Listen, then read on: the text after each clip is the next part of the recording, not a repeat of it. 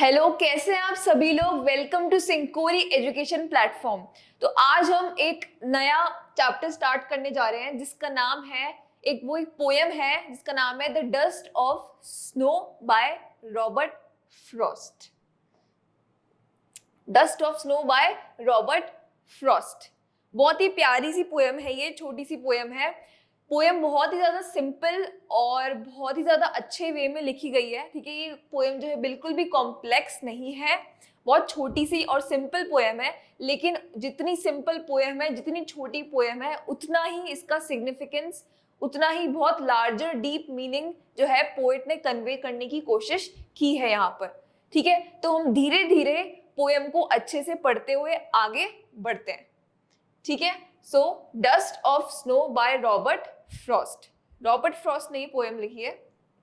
About the poet हम थोड़ा सा पढ़ लेते हैं कि रॉबर्ट फ्रॉस्ट कौन थे, कब पैदा हुए। ठीक है, तो रॉबर्ट फ्रॉस्ट born 26 मार्च 1874 till 29 जनवरी 1963। ठीक है, ये उनका टाइम पीरियड था। ठीक है, and he was born in San Francisco but his family moved to Lawrence, Massachusetts in 1884 following his father's death। बाद में ये लोग कहीं और शिफ्ट हो गए। The move was actually a return for Frost's ancestors were originally New Englanders and Frost became famous for his poetry, engagement with New England locals, identities and themes। तो Robert Frost की जो जितनी भी poems है, ठीक है, हम उनमें एक चीज नोटिस करते हैं कि उन्हें नेचर काफी पसंद है। ठीक है, वो उनकी जितनी भी पोएम्स होती है वो नेचर के अराउंड ही रिवॉल्व होती है। और same the dust of snow भी कुछ ऐसी ही प्यारी सी कहानी है, सॉरी पोएम है। ठीक है, he is a nature lover. Robert Frost के बारे में, नेचर लवर, ज्यादातर आप जितनी भी इनकी पोएम्स अगर आप पढ़ेंगे वो ज्यादातर सिर्फ नेचर से ही रिलेट करती है। ठीक है, then okay, what is the central idea of the poem. ठीक है, तो हम पढ़ते हैं कि ये किस आइडिया के ऊपर निर्धारित है, ये पोएम किस चीज के ऊपर लिखी गई है। The pome dust of snow by Robert Frost is in simple and short poem yet with a deeper and large meaning. ठीक है, जैसा मैंने आपको पहले बताया था, ठीक है, कि the dust of snow by Robert Frost ने जो ये पोम लिखी है, ये काफी सिंपल और शॉर्ट है, लेकिन उतना ही डीप और लार्ज उसका मीनिंग है। ठीक है, बहुत ही गहरी ये पोम लिखी है उन्होंने। The poem explains how an act as petty as experiencing snow on one's body can brighten one's day up.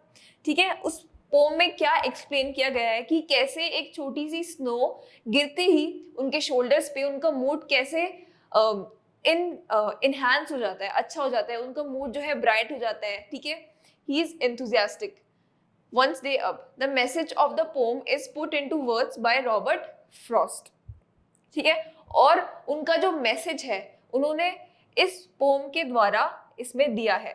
Always, always a larger significance, a little thing touches a larger thing। ठीक है, हमेशा ऐसा होता है कि छोटी छोटी little things जो है कई बार वो हमें बहुत कुछ बड़ा सिखा जाती हैं। ऐसे ही उन्होंने अपना ये जो मैसेज है ये पोम के द्वारा कन्वे करने की कोशिश की है कि हर छोटी छोटी जो चीज होती है, ठीक है, a little little thing touches a larger thing. छोटी छोटी चीज भी कई बार बहुत ज्यादा लार्जर सिग्निफिकेंस की होती हैं, कही जा सकती हैं। सो आइए अब पोएम रीड करते हैं। So okay, dust of snow. The way a crow shook down on me, the way a crow shook down on me, the dust of snow from a hemlock tree। ठीक है, first stanza अगर आप notice करें तो यहाँ पे poet क्या बता रहे हैं कि पहले अगर हम स्टार्टिंग से अगर हम बात करें तो यहाँ पर पोएम के अंदर जो ऑथर जो पोएट है यानी कि रॉबर्ट फ्रॉस्ट जो है, उनका स्टार्टिंग में जो मूड होता है वो काफी अच्छा नहीं होता। He was in a very bad mood. ठीक है, तो वो नीचे हेमलॉक ट्री के नीचे आके रेस्ट करते हैं। ठीक है, वहां पे थोड़ी देर के लिए खड़े होते हैं और उसके थोड़ी देर बाद ही the way a crow shook down on me, जो क्रो है वो हल्का सा हिलता है। ठीक है, तो वहां पर जो उस ब्रांच पे, उस ट्री की ब्रांच पे जो स्नो लगी होती है वो उनके ऊपर गिर जाती है, और इतनी सी चीज से उनका जो मूड है जो बहुत ज्यादा खराब हो रखा होता है वो बहुत ज्यादा लाइटन अप ब्राइटन अप हो जाता है, ठीक है। From a hemlock tree has given my heart a change of mood. अब उनका जो हार्ट है, ठीक है, जो एंटायर सेल्फ वो खुद है, ठीक है, अब उनका जो मूड है बहुत ही अच्छा हो गया है, a change of mood, and save some part of a day I had rued. और उनका जो दिन है बाकी और ज्यादा खराब ना जाए उससे होने से उनका जो मूड है वो बच जाता है, सिर्फ एक छोटे से इंसिडेंट की वजह से, ठीक है। ये थी हमारी पोयम डस्ट ऑफ स्नो। अब धीरे धीरे हम एक एक इसका लार्जर मीनिंग, डीप मीनिंग हम इसका एनालाइज करते हुए आगे बढ़ते हैं। Okay, communication between nature and humans. Okay, the poem describes a very simple happening in very simple words, ठीक है। तो पोएम जो है काफी सिंपल वर्ड्स में लिखी गई है और आपको समझ भी आ रही है पढ़ते ही कि हाँ पोएट कहना क्या चाह रहे हैं, ठीक है। It tells us that sometimes even a small incident may prove to be a larger significance. वो ये कहना चाह रहे हैं कि कभी कभी छोटे छोटे जो हमारे साथ किस्से होते हैं, ठीक है, स्मॉल इंसिडेंट्स होते हैं, कई बार उनका बहुत ज्यादा लार्जर सिग्निफिकेंस होता है हमारी लाइफ के अंदर, बहुत महत्व होता है उनका हमारी लाइफ पर, ठीक है। ऐसा ही एक छोटा सा इंसिडेंट पोएट के साथ भी हुआ। The poet is upset in the beginning of the poem, ठीक है। जैसा कि मैंने आपको बताया कि पोएम की स्टार्टिंग में पोएट जो है काफी अपसेट है, ठीक है, but a small incident of falling of snow changes his mood totally. लेकिन जैसे ही एक छोटा सा इंसिडेंट उनके साथ होता है, वो स्नो जो है उनके ऊपर गिरती है, उनके शोल्डर्स पर आकर उनका मूड इंस्टेंट लाइट हो जाता है, बहुत खुश हो जाते हैं वो, ठीक है। In the end of the poem the poet feels relaxed and thankful to the nature for saving his day from being wasted. और पोएम की एंड में हम देखते हैं कि पोएट जो है काफी रिलैक्स और काफी थैंकफुल हो जाते हैं नेचर को कि नेचर की वजह से जो है उनका आगे का जो पार्ट है, मतलब आगे का जो टाइम आने वाला है, उनका समय आने वाला है, वो भी खराब होने से बच गया है। The poet is upset and sitting under the hemlock tree, ठीक है। अब यहां से हम पढ़ते हैं, the poet is upset and sitting under the hemlock tree, suddenly a crow sitting on the tree shakes the tree and the fine particles of snow from tree falls on the poet, ठीक है। तो जब poet है वो hemlock tree के नीचे बैठे हुए हैं, उनका मूड बहुत ज्यादा खराब है, ही इज वेरी अपसेट, ठीक है। और जो द क्रो है, ठीक है, वो जो है वो ट्री को हल्का सा शेक करता है, तो जो ब्रांच पे लगी हुई स्नो होती है वो पोएट के शोल्डर पर आकर गिर जाती है। The soft and cold touch of snow changes the poet's mood, ठीक है। और जो स्नो का जो टच उनको लगता है काफी सॉफ्ट और कोल्ड, ठीक है, उनका मूड इंस्टेंट चेंज हो जाता है from sad to happy. He starts feeling soothed and refreshed, ठीक है, वो काफी ज्यादा रिफ्रेश फील करने लगते हैं। In this way a simple moment proves to be very significant and saves rest of the day of poet from being wasted and held in regret, ठीक है। और जो उनका आगे का जो पूरा दिन है, ठीक है, वो उनका खराब होने से बच जाता है, ठीक है। वो नेचर को अब थैंक्स कर रहे हैं। Next, the black crow. The black crow is commonly a symbol of death and fear. अब यहाँ पे क्वेश्चन ये है कि जो पोएट ने ब्लैक क्रो को और हेमलॉक ट्री को ही क्यों चुना, ठीक है। तो जो ब्लैक क्रो जो है यहाँ पे क्या सिग्निफाई कर रहा है, black crow is commonly a symbol of death and fear, ठीक है।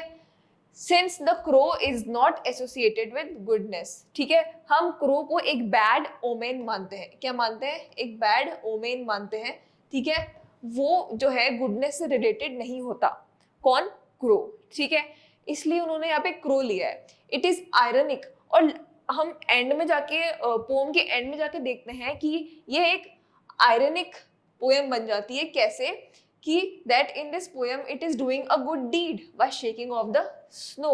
लेकिन इन दी एंड अगर हम जाके देखें तो जो क्रो है उसको हम अच्छा सिंबल नहीं मानते, लेकिन असल में वो ही पोएट को खुश कर रहा है, ठीक है। उसकी वजह से स्नो उनके ऊपर नीचे गिरी है और उनका मूड बहुत ज्यादा लाइट और हैप्पी हो गया है, ठीक है।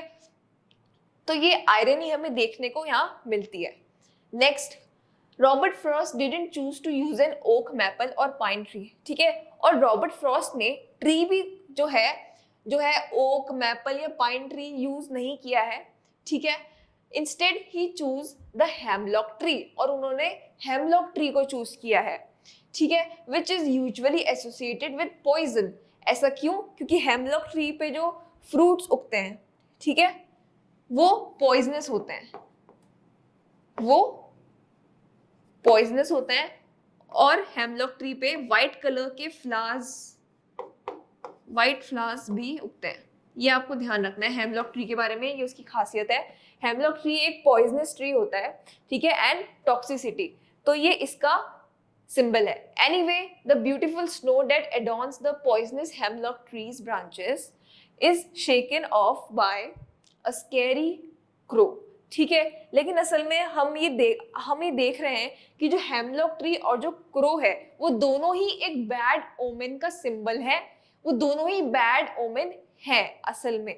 लेकिन फिर भी इन दोनों चीजों की वजह से भी पोएट का जो मूड है काफी ज्यादा लाइट हो गया है और वो अच्छा हो गया है इंस्टेंट। जो वो खराब मूड में आए थे, ठीक है, उनका मूड बहुत ज्यादा अच्छा हो गया है, ठीक है। और वो भी सिर्फ इन दोनों की वजह से, because they are the part of nature. यहाँ पे जो रॉबर्ट फ्रॉस्ट है वो बहुत बड़ी बात कहना चाह रहे हैं कि हम ऐसे मिथ हम अपने माइंड में क्रिएट कर लेते हैं कि नहीं, it is a bad omen, it is a good omen. ऐसा कुछ नहीं होता है, ठीक है। जो नेचर से रिलेटेड जो भी हमें चीजें मिलती हैं, they are all very really very good, ठीक है। तो इसलिए इन्होंने, रॉबर्ट फ्रॉस्ट ने, पोएट ने, कोई ओक, मैपल या पाइन ट्री चूज नहीं करते हुए उन्होंने हेमलॉक ट्री चूज किया है, ठीक है, ताकि लोग जो है ये मिथ अपने अंदर तोड़ सके। This good act lifts the suicidal person's spirits, causing him to change his mind, ठीक है। और ये जो एक्ट हुआ, जो एक्ट हमने देखा, ठीक है, स्नो उनके ऊपर गिरी, इससे जो है एक इंसान जो सुसाइड करने की सोच रहा है, काफी ज्यादा डिप्रेस्ड है अपनी लाइफ से, वो अचानक से खुश हो जाता है, ठीक है। Change his mind about killing himself. The small act causes the man to have an enlightened insight, ठीक है। We have a poisonous hemlock tree covered in pure white snow and a man who is depressed planning to kill himself and walking under the tree, ठीक है। अब scenario यहाँ पर क्या है कि एक इंसान है जो काफी ज्यादा डिप्रेस्ड है, काफी ज्यादा उसका मूड अच्छा नहीं है, ठीक है, उसको सुसाइडल थॉट्स आ रहे हैं, अपनी जिंदगी से परेशान है। लेकिन और एक तरफ हेमलॉक ट्री है जो कि उसको हम बैड ओमेन मानते हैं, ठीक है। The hemlock tree was covered with white snow, ठीक है, onto the man। और जैसे ही वो जो इंसान है वो हेमलॉक ट्री के अंदर आके बैठता है, उसके अंदर आके बैठता है, वो बहुत ज्यादा खुश हो जाता है जैसे उसके ऊपर वो स्नो गिरती है, ठीक है।